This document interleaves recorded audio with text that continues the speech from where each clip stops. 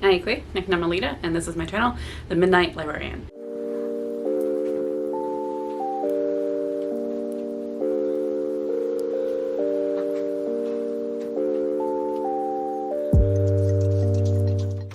Today I will be talking about my February book haul. So for the month of February, okay, so if you remember in the month of February, I was talking about my January book haul and how basically how I wanted to do it to try to keep myself accountable is that if however many books I owned that I read for that month was how much I could buy. For instance, if I read 8 books in January, but I owned 6 of them, I could only get 6 books. Yeah, that's already a bust. For February, I read 8 books in February and only owned 6 of them.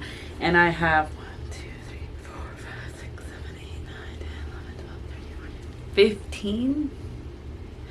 But I'm trying to figure out, so I'm still probably busting, but I'm also trying to like figure this out still, mostly because, I mean, book buying is its own hobby and it's something that I find therapeutic.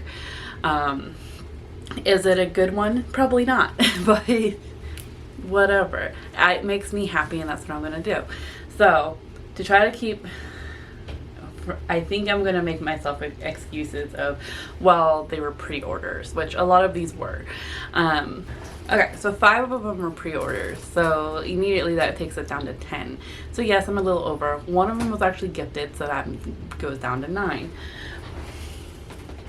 So yeah, a little 2 above what I should be buying. It's yeah, 9, no, 3. That's 3. It's not bad. I just need to keep myself more accountable. So let's just get into them. A lot of these I've already talked about because a lot of them are actually on my March TBR, which I'll link above as well as down below. Otherwise, so I'll try to get through them quickly. Let's get to it. First one I have was I feel like I'm missing some. I feel like I may be missing some, but I'm not entirely sure. Anyway, these are going to be in no particular order. I try to keep them in like when I purchased them order, or when they came in, or when when I received them, but whatever. This one was kind of a random pick. I found it on, I love just browsing through bookshop.org. It's very reminiscent of just kind of wandering at bookstores, except I feel like they have more options comparatively to my local bookstore, which I still do enjoy wandering through my local bookstore, but like I don't know, I find little niches within bookshop.org that I really appreciate, and I'm not restricted with time limit. But with this one, I really just enjoyed the cover. So this was very much a cover buy, but also I've been in like a wanting, in the month of February, I was very much in the wanting to read more medical books. So I got it, You Feel It, Just Below the Ribs, a novel by Jeffrey Cranor and Janina Mathewson. So I'm not entirely sure what this is about. A manuscript containing the life story of Dr. Miriam Gregory is discovered under the floorboards of an attic room in Stockholm. It speaks of growing up during Great Reckoning, a sprawling decades-long war that nearly decimates humanity and strips her of friends and family. Devastated by grief and loneliness, she emotionally exiles herself, avoiding relationships or allegiances, and throws herself into her work. This engagement that served her well when the war finally ends and the new society arises in its wake. To ensure lasting peace, the new society forbids anything that may cause tribal loyalties, including traditional families.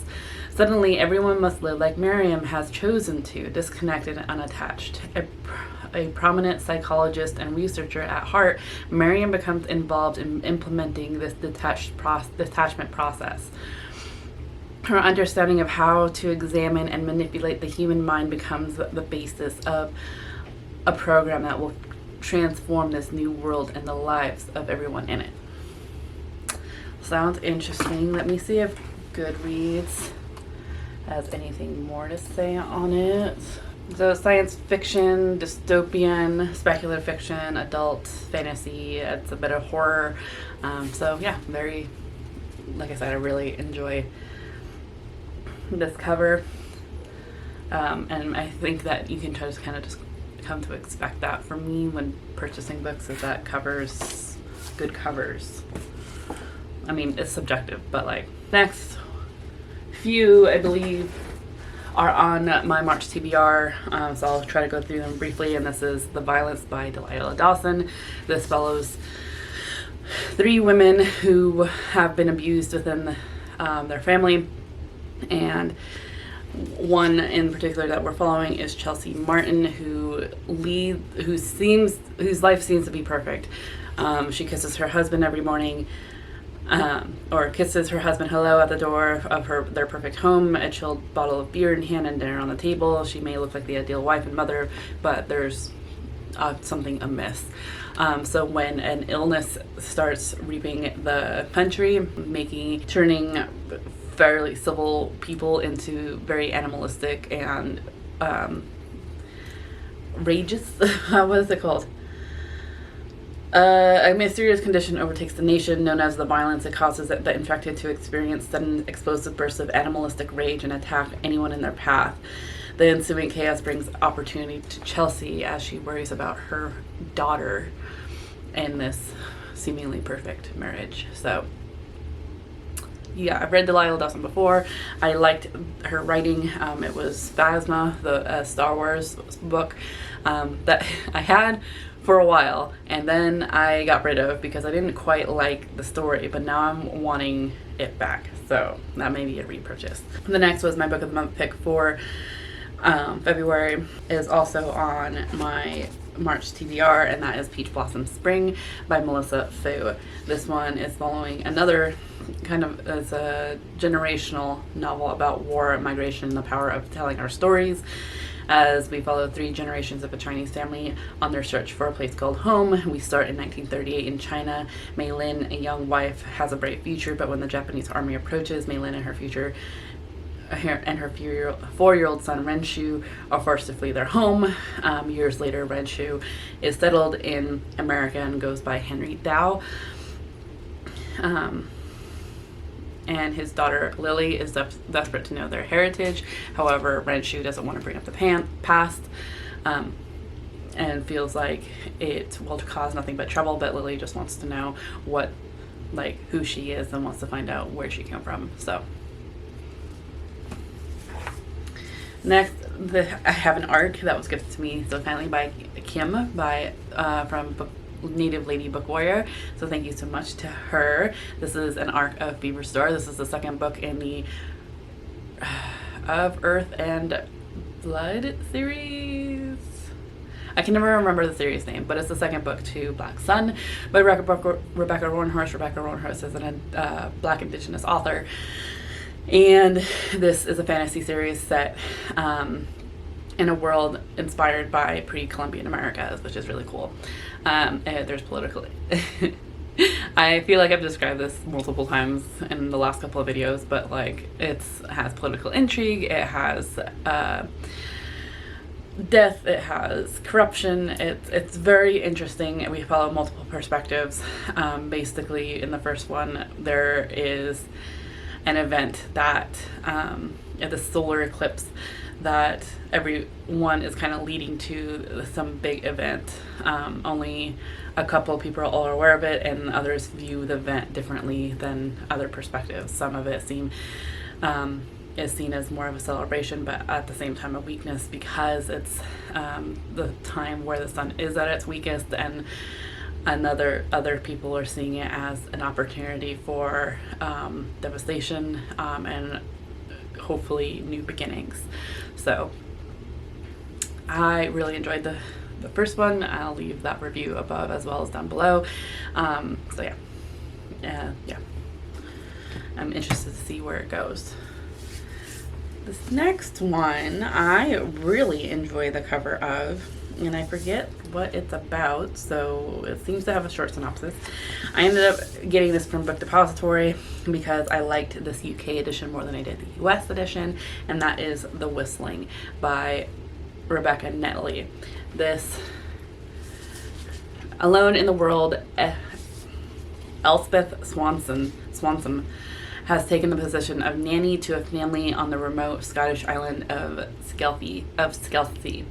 Her charge, Mary, is a troubled child, distracted and secretive. She hasn't uttered a word since the sudden death of her twin, William, just days after their former nanny disappeared.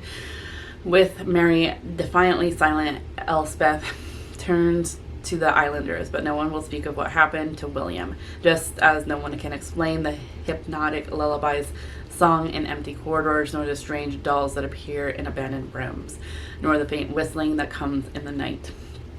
So that's all I really want to know. This is a horror thriller, I believe, and already it's giving me the creeps because I know that here locally we were taught as kids not to whistle at night lest they bring these creepy things that will cause nothing but trouble, that I don't want to say. So yeah, like already that's creepy. Dolls are inherently creepy. So yeah, I'm excited to eventually get to this. I'm not in the horror mood right now, so we'll see when. But I feel like there's been a couple of booktubers that have read this or like had also hauled it themselves, and I found it very intriguing. So next, I bought into the hype. There's always like a couple that end up coming through that everyone's reading, and I want to be a part of that. But that is Finlay Donovan is Killing It by Ellie Cosimano. From what I understand, this is about Finlay Donovan, who's actually a writer and meets up with her editor, but they're talking about her current manuscript in a very very broad way, to the point where like someone overhears them and thinks that Finlay Donovan is a hit person or an assassin and is trying to pay her to kill her husband. So I hear things ensue. This was recently on I believe Kayla from Books and Lala recently read this. I've heard that a couple of other people read it as well, and I'm just interested to see if I will enjoy it as well. So yeah. Next I have a Rick Riordan, which I haven't read from yet, actually. The only, I've read only the Rebecca Roanhorse from his publications, but this one I haven't read any of like the Peter Jackson series. I have the first one, but like was never that interested, and it's probably because I made the mistake of watching the movie first. But this is Daughter of the Deep by Rick Riordan, and this is following Anna Dakar, is a freshman at Harding Pencroft Academy, a 5-year high school that graduates the best marine scientists, naval warriors, navigators, and underwater explorers in the world. Anna's parents died while on scientific expedition 2 years ago, and the only family she has left is her older brother Dev, also a student at HP. And they've heard all the Harry Potter jokes already, so don't go there. Anna's freshman year culminates with the class's weekend trial at sea, the details of which have been kept secret. She only hopes that she has what it will take to succeed. All her worries are blown out of the water when, on the bus ride to their ship, Anna and her schoolmates witness a terrible tragedy that will change the trajectory of their lives. This one I'm very intrigued by. I love marine biology. And this one is like a YA dealing with marine biology, so that's really cool. I'm very interested in that. I'm hoping there's not too many like pop cultural references. So I'm trying to figure out, when did this come out? Because it says ages 10 to 14, so I guess it's more middle. I don't know. I guess it's more middle grade than it is adult or young adult. And this came out in October of 2021. So already the a Harry Potter reference, I feel like, is outdated and shouldn't be there. But yeah, I don't know. So yeah, this was in my most anticipated books, part one, and that is Dead Silence by S.A. Barnes, a ghost ship, a salvage crew, unspeakable horrors. This is another horror that I don't know, like I was really anticipating this, and I think it was because someone compared it to like Titanic, which was a mistake I feel like, because it made me think this was like a ship like on at sea, because there are ghost ships, and I thought that would be really cool. And it's not. It's a spaceship, which I'm a little disappointed by, to be honest. I'm still interested. I'm still very much interested. It just like, it kind of dampens my anticipation just a little bit. This one, we are following a crew who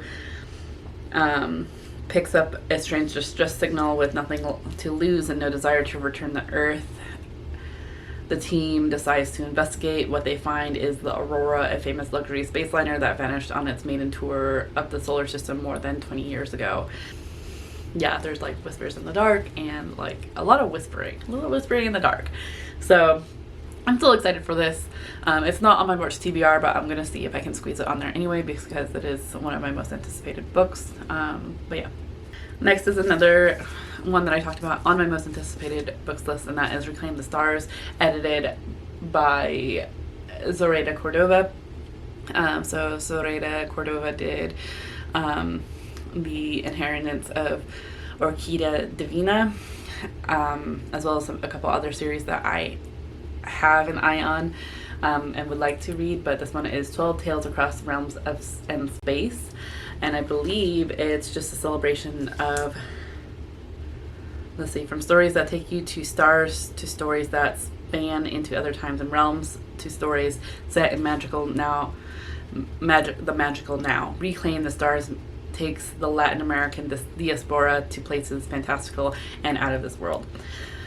So yeah, that's all I really want to know about it. There's like, this is an anthology. It has Nina Moreno, Anna Maria McLemore,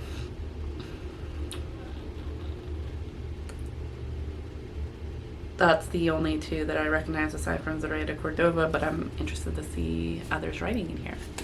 Next is another anticipated book, but I did not talk about it.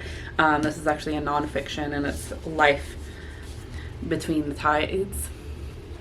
And I actually heard Olive from a book Olive talk about this one, and it's, let's see. The sea is not made of water. Creatures are its genes. Look down as you crouch over the shallows, and you will find a periwinkle or a prawn, a claw displaying crab, or a cluster of anemones ready to meet you. No need for binoculars or special stalking skills. Go to the rocks and the living will say hello.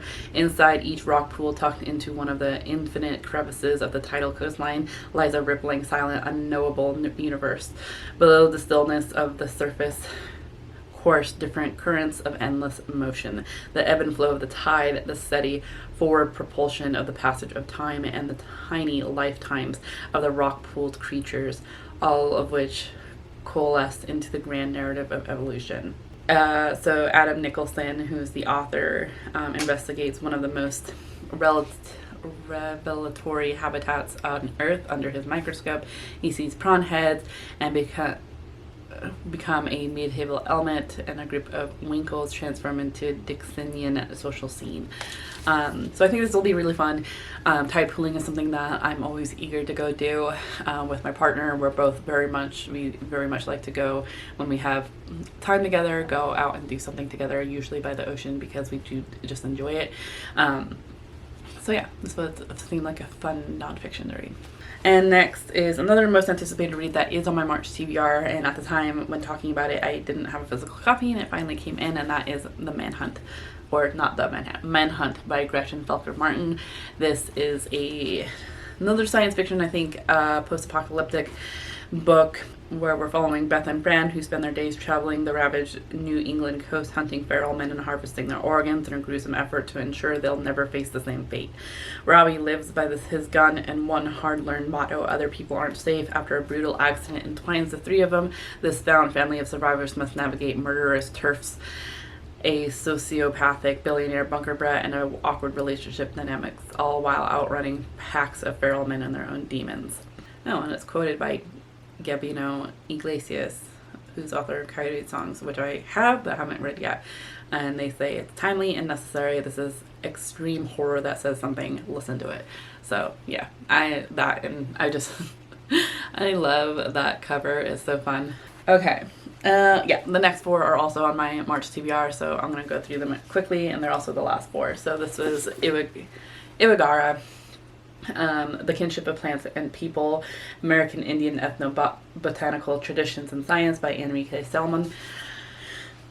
Yeah, this is basically talking about plants and how indigenous people have used them, or like the relationship of them. I really like the smell of this book. But yeah, this was mentioned to me by Neil from Neil Yazzie, who I'll link down below as well as anyone else that I have mentioned here. After I read Braving Sweetgrass and loved it, he suggested this book, so I'm so happy he did, because it took me a little bit to buy just because it is a little spendy, but I'm happy. I'm excited to get to it in March. Yeah, these ones are going to be all botanical themed. If you didn't know, if you haven't seen my March TBR, the next one is Rooted Life and at the Crossroads of Science, Nature, and Spirit by Leanda Lynn Hopt. A beautiful written manifesto of our complex time, rooted inspires readers to deepen their connection with nature in unexpected ways and to act powerfully on Earth's behalf. So, another nonfiction with a gorgeous cover that I'm excited to get to. Next, we have another one that was anticipated, that I didn't know about it until after it already came out. So, this is Fresh Banal Leaves, Healing Indigenous Landscapes Through Indigenous Science by Dr. Jessica Hernandez.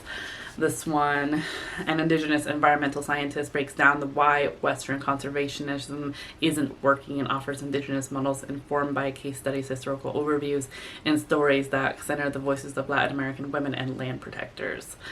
So, and finally we have Poison Heart by Kayla Barron. This one I was aware of, but like for some reason took me forever to actually buy. The cover is absolutely gorgeous, and I know that Sam from Thoughts on Tomes recently put out a review for this.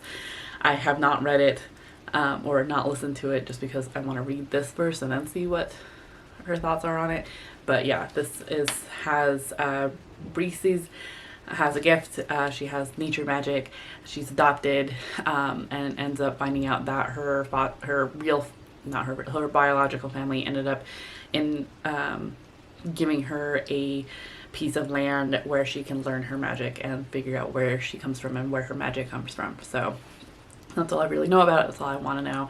It looks really fun. The sequel is coming out later this year. I'm not going to hold them up, but that's okay. Let me try to hold them up.